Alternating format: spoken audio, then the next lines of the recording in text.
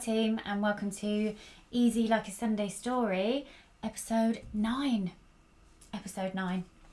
That's quite something, isn't it? 9 weeks we've been going and it's been thoroughly enjoyable. Thank you to everybody who continues to listen.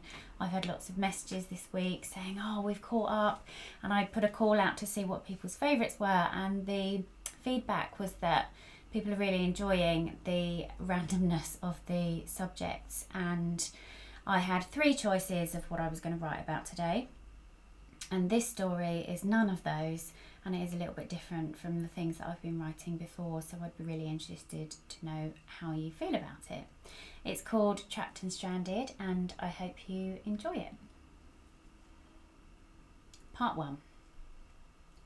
12:07. Trapped and stranded. I decided at a very young age that these were circumstances I would avoid above everything for the rest of my life. Call it a phobia, a fear, whatever label you wanted to stick on it, I vowed I would never put myself at risk of it again.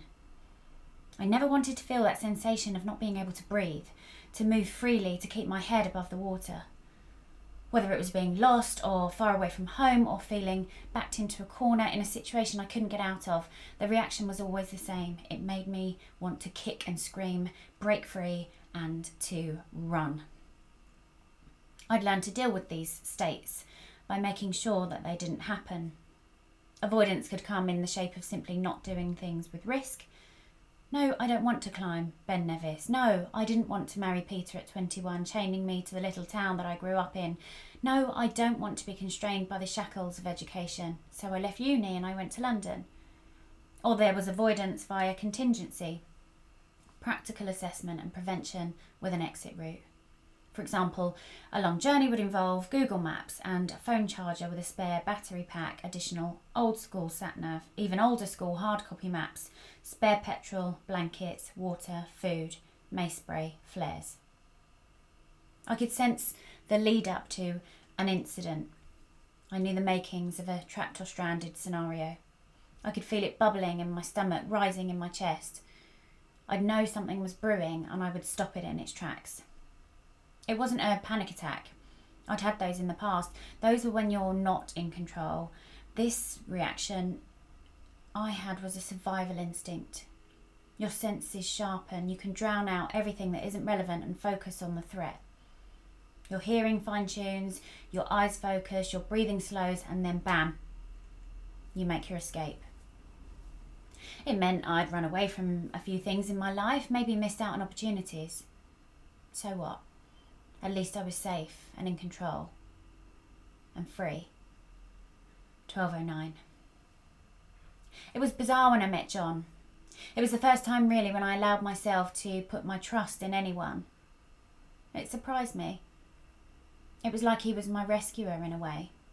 He had an air of reassurance about him that I couldn't describe. It wasn't what he said or did even. It was just something that made you feel like it would be all right. He was like Buzz Lightyear. He had a big jaw, big smile, endearing features. When he held out his hand, looked you in the eyes and said, "Trust me." You just did.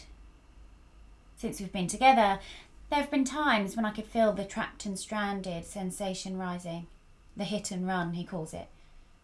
But when the world around me went numb and silent, the moment I was about to bolt, I could hear his voice calling me back. So this was weird, because I was here because of him. Trust me, he'd said, and I did, but now this, being stuck to this spot, this waiting, it wasn't sitting well with me. 12:10. Don't move, he'd said. Whatever happens, you must stay here, you mustn't be seen. That was the deal, the agreement. I didn't like it, but that was the plan. But it was his plan. This was my role in his plan. Don't deviate, non-negotiable. No room for what ifs or better judgment or intuition. No freedom, no control. I could feel myself zoning out. A bubbling in my gut rising like the first plonk of the Alka-Seltzer hitting the bottom of the shallow glass. I was staring, not looking. My job was to look, observe, keep watch, but I was staring. wide-eyed, at nothing. I was watching my thoughts and sensations in my body, not the house. "Stop it, stop it, stop it," I said, shaking my head to make the thoughts fall out. I managed to bring myself back, snap myself out of it for a moment. I noticed I'd been rocking back and forth ever so slightly, fingers tapping on my lips, the adrenaline making me move. 12:11. 4 minutes he'd been gone. It felt longer. No unexpected sounds, no sign of life out here, no distractions. So far. But what if there is? I thought. I still have to wait. Disabled. A pawn. Waiting to be moved or given more responsibility. Trust him, I told myself. Trust him. He needs you. I was 10 years old when it happened. The day that changed everything. 10, almost 11. I was really tall, so I looked older, and I was brave and a bit mischievous, so I hung around with 12 and 13-year-olds. There was never anything to do in our dreary little town, so we made our own fun. The church had been derelict for years. There were birds nesting in every crevice, and it stunk of their poop. They'd started to do work on it. They'd put barriers up all around it and fixed signs saying, "Under construction, do not enter." But that had been months ago, and its half-demolished state had been left unattended for ages. The temptation to go in was too great once the suggestion and the hole in the fence had been made. And even if you weren't that tempted, you couldn't lose face and say no. No one had been in there for ages. They wouldn't get caught. Like moths to a flame, we proceeded. There was wood everywhere, bits jutting out, piles of rubble and bricks and broken glass. I remember looking up at the stained glass window, and I felt pleased it was still intact, and scared that the woman in the picture might be looking down on me, knowing I was doing something wrong. It was like a slightly older kid's den, not self-made, but full of mischief and shelter, adventure and secrets. It was our new, exciting playground, and the exposed beams made a perfect climbing frame. Darren was trying to climb it, but he'd got so far and then his lack of height hindered him. He hadn't hit his pubescent growth spurt yet. I, ever the show-off, stepped up with my long limbs to demonstrate how it should be done. I got pretty far when I heard the crack. The others didn't. They were still shouting out encouragement and jibes. "Oi, something's breaking," I said, frozen, clinging. Laughter ensued. "Oh, don't be such a wimp," someone shouted. I don't remember who. "Not so clever now, are we?" Darren scoffed. I knew I didn't have time to go back the way I came, as I could really feel something breaking, so I made the split decision to jump to a lower beam. I was good at gymnastics at school, and I was confident I could land well on it, and I did. But I didn't know that that beam was rotten too. The fall was 30 foot, which in itself could have been fatal, but the debris that fell after me made my survival staggering. As I lay there, trapped, unable to move, I looked up at the lady in the stained glass window and I thanked her for saving me. My friends, they ran. They went to get help and help came, but they still left me. It taught me then that it was safer to run, to get out, avoid being stuck. 12:13. A bedroom light came on. Top left window. It was a woman. I wasn't expecting to see a woman. Not that it couldn't be a woman, but he'd definitely said man. I racked my brains, checked my memory. "He'll be the only one in the house," he'd said.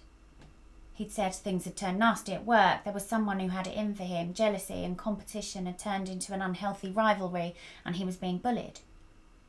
"This bastard," he'd said, "this arsehole," yes, it was definitely male language that he'd used, had taken it too far.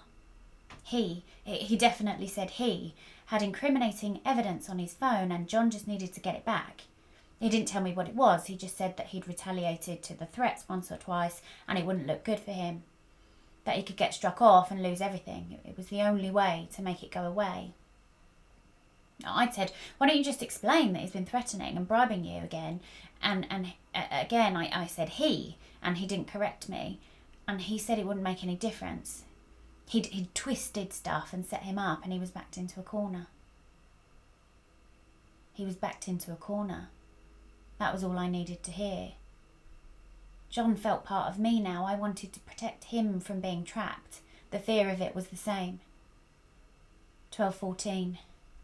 My heartbeat was thumping out of my chest. I tried to put it back in. It rose up to my head so high it was pounding at my skull, knocking on it, desperate to see if my brain was in there. It was taunting me, cajoling me into thinking for myself and to take control. I could see another figure in the room. It must be him. Or was it? I wasn't sure now. He'd lied. What else wasn't true?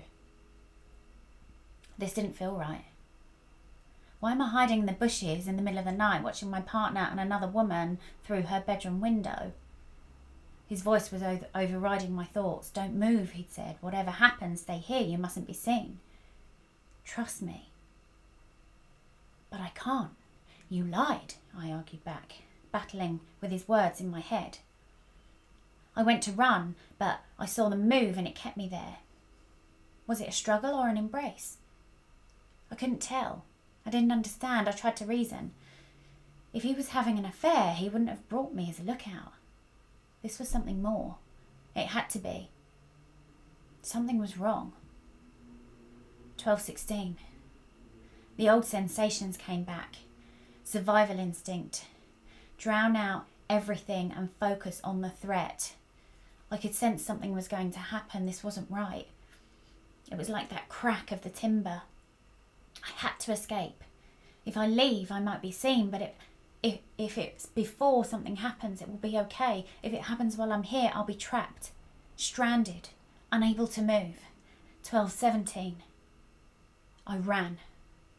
A million things were going through my mind. 1,000 ideas of how the scene might play out, how John would react. Would he be okay? Who was the woman? Why did he lie? 12:19. I heard a gunshot. I'd got out. I didn't wait. I escaped. I was free. I had no idea what had happened, but I knew it wasn't good and that the situation was caving in, but all I could feel was relief that I wasn't underneath the rubble. Part 2. Samantha Robbins was her name. She was 21 and was a trainee account manager in John's team. She was tall, blonde and very beautiful. She was fun and friendly, but she wanted to get her head down, do well and prove herself. John had encouraged this and put some good opportunities her way. Sadly, he'd expected more than gratitude and hard work in return. Her refusal had led to him being increasingly obvious in his intentions, and he'd underestimated her intelligence and guts and ability to stand up for herself. That Friday, she'd warned him that if it didn't stop, she was going to go public with the evidence she had, which painted a very ugly picture of him. She'd saved emails, texts, photos, and had recorded phone calls where he'd abused his position of power and tried to make advances on her. It was her phone that he'd wanted to get his hands on the night he'd asked me to keep lookout. There was no male rival who had it in for him. She was going to take him to the cleaners, get him sacked, ruin his reputation, and probably sue him and or the company for sexual harassment. He'd planned to sneak in, take the phone, and destroy the evidence. His first mistake was shooting his mouth off before he left the office that day. He'd made a comment about her house, saying he must have been paying her too much if she could afford that at her age, giving away that he'd obviously looked up her address. What John didn't know was that Samantha came from a money family, and their money had not necessarily come from legal means. Robbins was her mum's maiden name. Her dad's name was Macy, and the Macy name was well known in the Greater London area for being one that you didn't mess with. Mistake number 2. Mistake number 3 was not noticing Tony Macy's car on the drive. John was the one to receive the shot. To the thigh. Not fatal and not where Tony Macy had been aiming. He got what he deserved, but he got off lightly. I went to see him in hospital. He still tried to lie and deny it all. Trust me, he said. I shook my head with disgust. It struck me that I'd spent years running from danger, trying to protect myself from being helpless, out of control, and with him I'd walked right into it because he'd managed to convince me it was safe.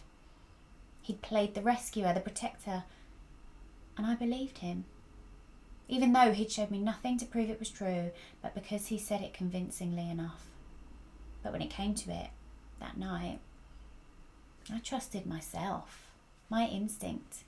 I listened to my own voice above his, and I vowed to always follow my instinct.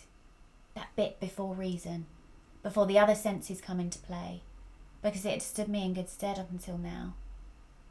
And yes, I might run from a few more things, but one thing I did know, I wouldn't ever allow myself to be trapped or stranded again. The end.